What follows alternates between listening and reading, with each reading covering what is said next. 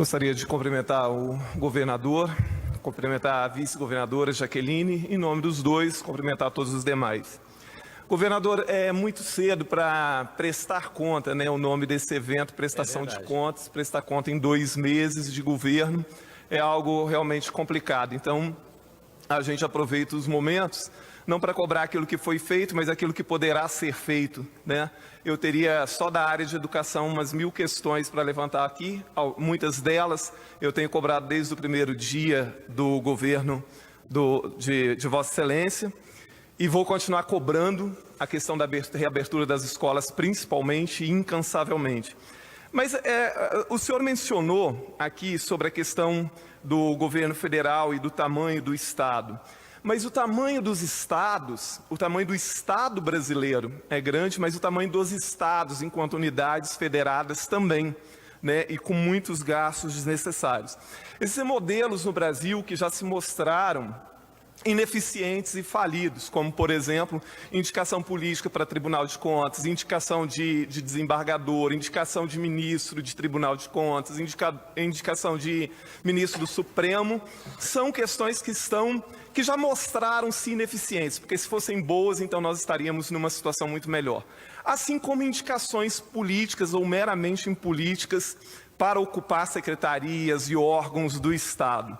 Ontem, um jornal trouxe que algumas secretarias do governo ultrapassem muito aquilo que seria o limite de gasto que os estados deveriam obedecer. Claro que a lei de responsabilidade fiscal não é feita por secretaria, mas imagino que, como gestor, se eu fosse gestor, eu exigiria que as secretarias se mantivessem dentro desse limite. Então, assim, é um gasto excessivo, pelo que o jornal mostra, e sobra muito pouco para essas secretarias executarem qualquer coisa. O que a gente tem visto nos últimos governos é que a maior parte das secretarias, elas só cumprem aquilo que já vinham fazendo. Não há grandes inovações e parte disso eu creio que esteja relacionada ao excesso de indicação política e não uma seleção de profissionais altamente qualificados.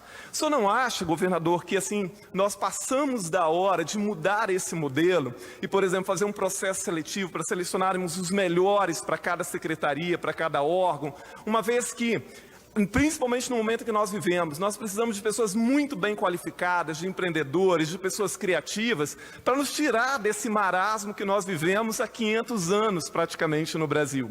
E uma outra coisa, assim, não deveria ter um cuidado maior também, governador, com a nomeação de pessoas já investigadas ou já processadas com ações na justiça, no momento em que a descrença é tão grande da população em relação ao mundo político?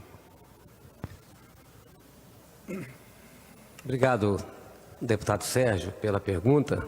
Pergunta boa da gente debater aqui a tarde toda. E eu primeiro quero dizer que a realidade impõe uma necessidade da administração pública ser mais eficiente. Ser mais eficiente significa incorporar também mais tecnologia.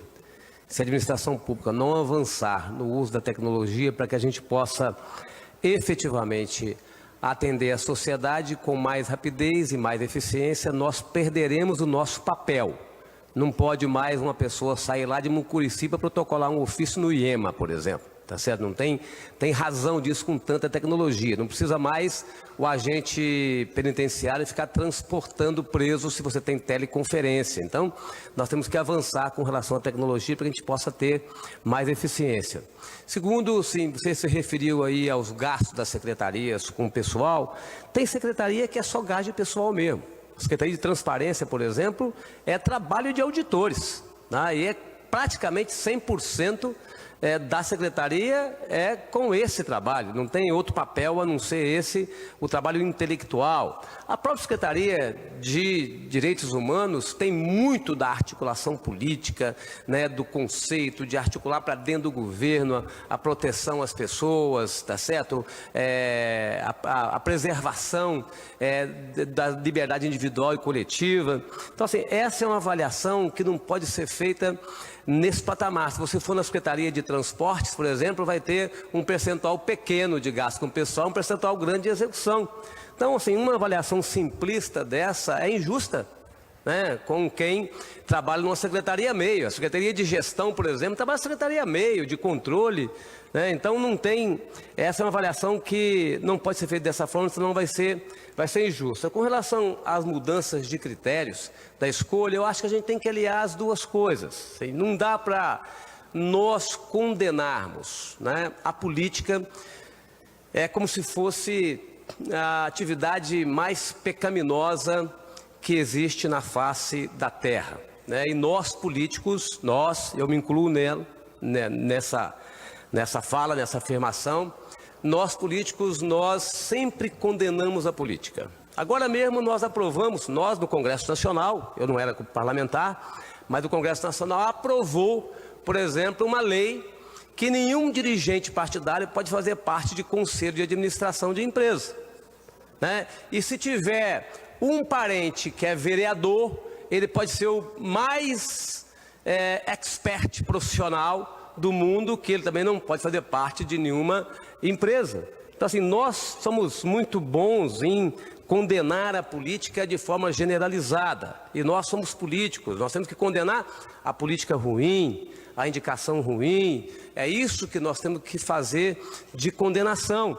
Senão daqui a pouquinho as pessoas vão exigir concurso para ser deputado, tá certo? E nós não podemos exigir, nós temos que compreender que é preciso que a gente possa aliar as duas coisas. A gente não pode indicar pessoas desqualificadas para funções. Eu concordo plenamente com você, tá certo? Mas nem toda indicação política é desqualificada, né? Tem muitas indicações políticas, e aqui tem diversas indicações políticas aqui. Políticas não é de partido político só, não. A gente escolha, mas são indicações políticas, tá certo? Que a gente faz uma escolha pessoal, levantando um perfil do profissional, e isso pode produzir resultado. E a gente precisa de passar a valorizar a boa política. Você faz um mandato que tem valorizado diversos temas importantes, como da educação. A população te escolheu no primeiro mandato com um percentual de votos, escolheu no segundo mandato com muito mais votos. Então, assim, o seu trabalho político deu resultado. Então, isso é que é importante, é que a atividade política é vista e é reconhecida pelas pessoas. Nós não podemos desconsiderar e desconhecer a capacidade e a inteligência das pessoas para poder medir, né, a nossa representação. E nós somos representantes da população, e a população vê na gente se a gente tem capacidade ou não de tocar, né, a tarefa e o desafio que colocaram para nós. Então, eu acho que equilibrar as duas coisas é o caminho mais adequado. Então, governador, eu discordo do senhor na questão da lei. Eu acho que a lei é muito boa, que proíbe mesmo pessoas ligadas a partidos políticos a fazer parte de conselhos. Eu acho que a lei vem em boa hora. Eu sou uma pessoa que eu elevo a boa política, eu valorizo a boa política e desqualifico a má política, a política do toma lá da cá. Então, assim, nós não podemos tem uma frase que é muito usada por aí, né, que a gente não pode esperar melhores resultados fazendo sempre as mesmas coisas, né? Então, por isso, nós precisamos novos caminhos, nós precisamos inovar, né?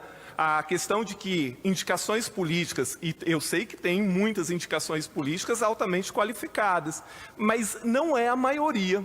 A gente sabe disso. Quando você pega cargos de primeiro, segundo, terceiro escalão, grande parte não tem nada a ver com qualificação. Então é aí que eu estou dizendo, a gente deveria ter um outro modelo. Então se os partidos, se essa questão ela tem que existir, que os partidos apresentem quadros que possam realmente ocupar aqueles lugares, dentro de qualificação e tudo mais, né? E uma outra parte, eu não sei se o senhor talvez não respondeu ou não percebi, a questão de indicar pessoas já investigadas ou pessoas já com ações na justiça.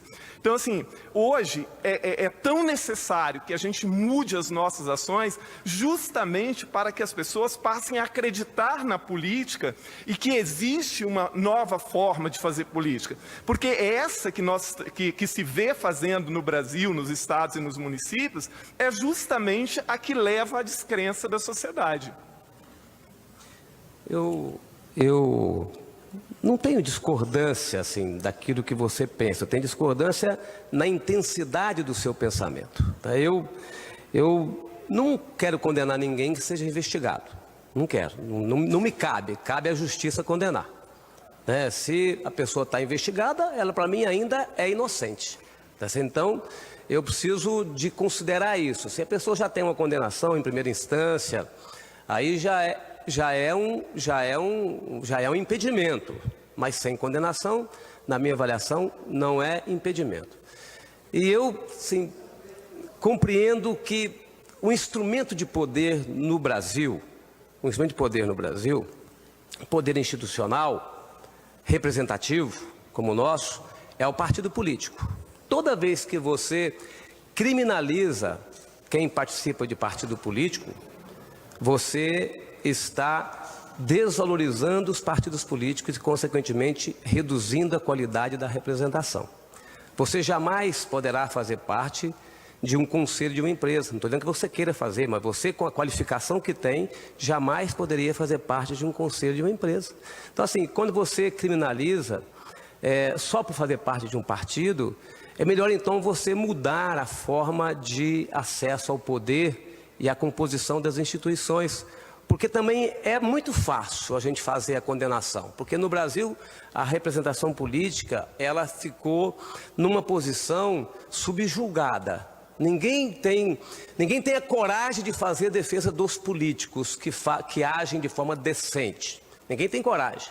Nós não temos coragem de fazer defesa dos políticos que agem de forma decente. É muito mais fácil, é muito mais alimentar um rio caudaloso de crítica à atividade política a fazer um debate maduro, né, que possa nos dar de fato estabilidade na representação institucional. Então, eu preciso separar o joio do trigo. Tem muita gente ruim na atividade política, porque também nós tivemos uma legislação que foi permissiva, seja no financiamento de campanha, seja na punição quando tinha que punir, mas nós não, hora nenhuma, nós mudamos o nosso debate com a sociedade. A sociedade gosta de alimentar e nós alimentamos a condenação e a generalização à atividade política. Então, minha discordância da sua fala é nessa intensidade, que a gente precisa de fato separar e qualificar. Eu tenho diversas pessoas qualificadas aqui no primeiro, segundo, terceiro escalão, que eu tenho certeza que vão fazer a diferença no Estado do Espírito Santo. Muito obrigado, presidente. Obrigado, Sérgio.